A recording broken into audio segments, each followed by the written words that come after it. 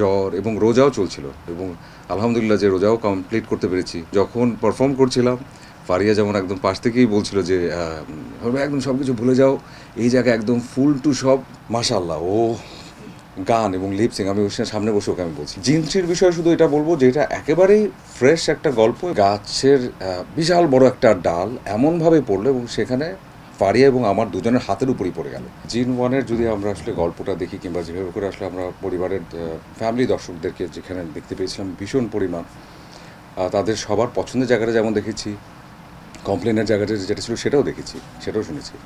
এবং এটাও সত্যি তখনই কিন্তু আসলে কিছু বিষয় খুব পরিষ্কার করে বলা হয়েছিল যে ভিএফএক্সের জায়গাটা দুর্বল ছিল আমাদের আনডাউটেডলি, এবং সেটার জন্য যে আমরা আসলে চেষ্টা করিনি সেটা না, চেষ্টা করেছি, কিন্তু আমাদের যেই সময়টুকু ছিল সেই সময়টুকুর মধ্যে আসলে সেটা খুব প্রপার ওয়েতে আমরা আনতে পারিনি। এবং সেই সত্যি নিজেদের যেই ল্যাকিংয়ের জায়গাটা সেটা একেবারে মাথা পেতে নেই আমি, কিন্তু তারপরও দর্শকদের যে পরিমাণ ভালোবাসা আমরা পেয়েছি জিন বনে সেটা আসলেই প্রশংসার দাবিদার। এবং সেই ধারাবাহিকতা কিন্তু জিনটুও একই কায়দায় আছে। জিনসির বিষয়ে শুধু এটা বলবো যে এটা একেবারেই ফ্রেশ একটা গল্প এবং যেখানে আসলে প্রতি পরদে পরদে বিভিন্ন রকমের মিস্ট্রি তৈরি হয়। যেমন আমি যখন নিজে স্ক্রিপ্টটা পড়ছিলাম, যদিও আজিজ ভাইয়ের লেখা, এবং হয় না আজিজ ভাই কাছের মানুষ বলে বলছি সেটা না, গল্পটা আসলে এমনভাবে যাচ্ছিল যে যেখানে গিয়ে মনে হবে যে গল্পটা হয়তো এখানে বোঝা যাচ্ছে, সেখান থেকে গল্পটা আবার আরেক রকম হচ্ছে। পড়েই ভালো লাগার একটা যে জায়গা থাকে সেটা তৈরি হয়েছে, এবং সেটার এক্সিকিউশনসের সময় যখন এসেছি তখন আমরা সর্বোচ্চ চ্যালেঞ্জ ফেস করছিলাম। একটা ছোট্ট এক্সাম্পল দিয়ে বলি। একটা সিন ছিল এরকম যেখানে আসলে একটা গাছের একটা বড় অংশ ভেঙে পড়বে। কিছু জিনিস তো আসলে আমাদের নিজস্ব হাতেও থাকে না যে ওটাকে আমরা আসলে ঠিক ওভাবে করে দৃশ্যায়ন করতে পারবো কিনা। এবং দৃশ্যটার মূল জায়গাটাও এমন ছিল যে একটা টাইমিংয়ের মধ্যে আসলে ফারিয়াকে আমাকে ওখান থেকে সরাতে হবে, না সরালে পরে একটা অ্যাক্সিডেন্ট ঘটেও যেতে পারে, এবং অ্যাক্সিডেন্টের ঘটনার কাছাকাছি দৃশ্যটা আসলে আমরা করার সময় আমরা আসলে একবারের জন্য বুঝতে পারিনি যে ওটা আসলে এতটা রিয়েল জায়গায় চলে যাবে। টাইমিংটা এমনভাবে গেল যে গাছের বিশাল বড় একটা ডাল এমনভাবে পড়লো এবং সেখানে ফারিয়া এবং আমার দুজনের হাতের উপরই পড়ে গেল। আমরা চেয়েও কিন্তু নিজেদেরকে রেস্কিউ করতে পারিনি। এটা একটা ছোট্ট চমকের কথা বললাম যে একদম রিয়েল টাইমের কিছু শর্টস এখানে আছে যেটা আসলে লেখা এবং সেটাই আসলে পর্দায় এসছে। এবং এটা আসলে চাইলেও আমরা খুব কন্ট্রোল করে যে একটা জায়গায় যেতে পারতাম সেটা আসলে সম্ভব ছিল না। যতটুকু সম্ভব ব্যালেন্স করে নিয়ে করার চেষ্টা, কিন্তু আমরা ওভাবে করে গেছি। এবং আসার পর আমাদের হাত ফারিয়ার হাত আই গেস এবং আমার হাত দুজনেরই মোটামুটি ইনজুর্ড। এমনই একটা দৃশ্যের কথা বললাম, এবং এমনই প্রচুর দৃশ্য আছে যে যেখান থেকে আসলে গল্পটা আবার ইউটার্ন নেয়।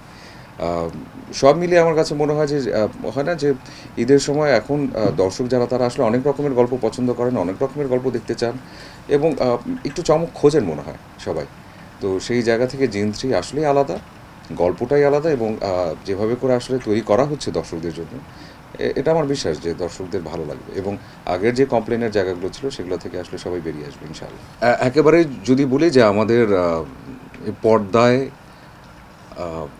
ভিডিও আকারে কোনো কিছু আসার একদম প্রথম জায়গাটাই হচ্ছে আমাদের এই গানটি কন্যা। আমরা সবাই এটাতে বিশ্বাস করেছিলাম যে গানটা আমাদের সবার যেভাবে ভালো লাগছে দর্শকদেরও ভালো লাগবে, এবং হয় না যে সবসময় সেই বিশ্বাসটা সত্যও হয় না, কিন্তু এবারের এই বিশ্বাসটা একেবারে পরিপূর্ণভাবে সত্য। এবং সবাই যেভাবে করে গানটিকে ভালোবেসেছে, গানটির ভিডিওটিকে ভালোবেসেছে, সেটা তো উচ্ছ্বাস তৈরি করবে, উত্তেজনাও তৈরি করবে। দর্শকরা এখন যেভাবে এক্সাইটেড ঠিক সেইভাবে আমরাও এক্সাইটেড যে গানটিকে যেভাবে নিয়েছে, এবং ইনশাআল্লাহ বিশ্বাস করি যে ছবিটাকে আসলে ওভাবেই নিব। আমরা জানি যে সিনেমাটা করতে সময় সজল 103 বা 102 ডিগ্রি জ্বর নিয়ে কাজ করেছে। তো সেই হিটের অভিজ্ঞতা কেন এত অসুস্থ হওয়ার পরও তো তাকে হসপিটালে এটা হচ্ছে পুরাই আজিজ ভাইয়ের কারণে, কারণ আমাদের ডেটটা লক ছিল গানের জন্য এবং কিছু দৃশ্য বাকি ছিল। যেহেতু ঈদের ছবি তো আমাদেরকে আসলে ওই টাইমে করতেই হবে, এবং ওই অবস্থায় আমার এটা মনে আছে যে রাতের বেলায় আমি আজিজ ভাই টিম আগে চলে গেছে, আজিজ ভাই আমি একসঙ্গে যাওয়া, যাতে করে এমনভাবেই যাই যে জ্বরটা যেন কন্ট্রোলে থাকে, এবং কখন আসছে সেটাও একটু বুঝে নেওয়া, কীভাবে করে ওটাকে একটু কন্ট্রোলে রাখা যায় সেই একটা প্রিপারেশনও ছিল। কিন্তু সব মিলিয়ে আসলে আমাদের হাতে সেই সময়টুকু ছিল না, আমাদের আসলে যে কোনোভাবেই হোক এই স্বল্প সময়ের মধ্যে গানটিকে নিয়ে আসতে হবে, সেই একটা প্রিপারেশন। তো সব মিলিয়ে আসলে তখন জ্বর এবং রোজাও চলছিল, এবং আলহামদুলিল্লাহ যে রোজাও কমপ্লিট করতে পেরেছি, কোনো ঝামেলা হয়নি।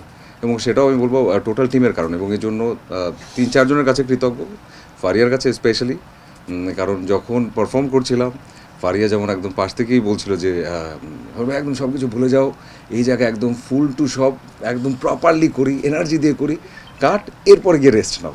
তো এই সাপোর্টগুলো তো আসলে বিশাল বিষয়, যে কারণে আসলে জ্বর কিংবা অন্য যেই সব প্রতিবন্ধকতা ছিল, রোজাকে আমি অবশ্যই প্রতিবন্ধকতা বলবো না, এটা আসলে দায়িত্ব, তো সব মিলে আমরা আসলে সুন্দরভাবে পাড়ি দিতে পেরেছি। ফারিয়া সেরকম খুনসুটির কোনো মজার ঘটনা আছে? প্রচুর, আরে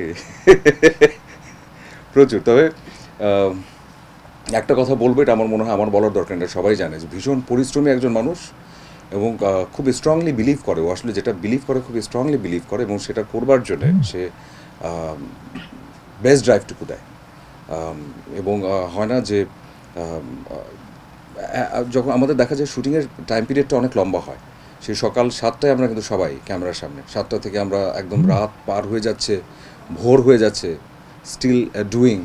এবং আমরা শুরু করেছিলাম আসলে শীতের সময়টাতে, এবং এর মধ্যে গরম পর্যন্ত চলে আসে।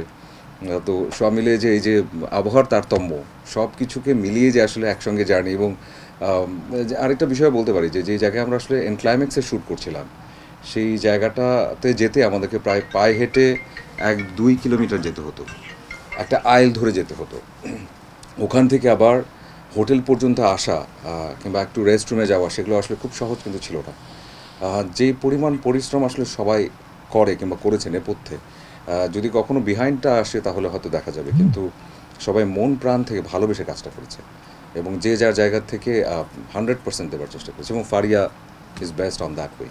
কন্যা গানের কথা যদি প্রেফারেন্স হিসেবে আপনারা দেখেন, কিংবা ওরা আগের যে গানগুলো দেখেন, মাশাআল্লাহ, ও গান এবং লিপসিং, আমি ওর সামনে বসে ওকে আমি বলছিলাম যে ও লিপস করার সময় একবারের জন্য মনে হয় না যে লিপসিং করছে, মনে হচ্ছে এটাই ন্যাচারাল, এবং এটাই মনে হয় ওরই করা, ওরই গাওয়া, এবং ওই পারফর্ম করছে, এবং ও মানে পুরাটাই যেন ও, এটা একটা আর্টিস্টের বিশাল বিষয়।